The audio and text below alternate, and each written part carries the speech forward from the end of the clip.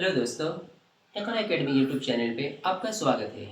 आज बिल्कुल एक नए वीडियो के साथ आए हैं जिसमें हम लोग जानेंगे भारतीय क्रिकेटरों के नाम अगर आप उर्दू में लिखना चाहते हैं तो कैसे लिखेंगे।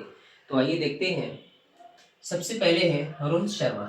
अगर उनका नाम उर्दू में लिखना चाहते हैं तो रोहित शर्मा यहाँ पे लिखा हुआ आप देख सकते हैं।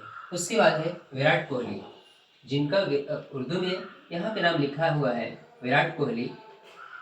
थर्ड में आते हैं महेंद्र सिंह धोनी, जिनको हम उर्दू में महेंद्र सिंह धोनी कैसे लिखते हैं यहाँ पे लिखा गया है। उसके बाद फोर्थ पे है मोहम्मद सिराज।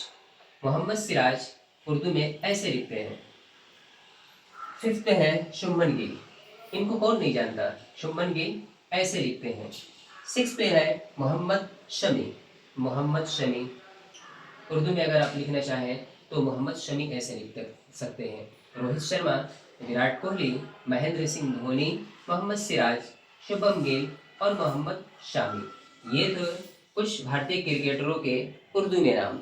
मिलते हैं दूसरे वीडियो में किसी नए टॉपिक के साथ।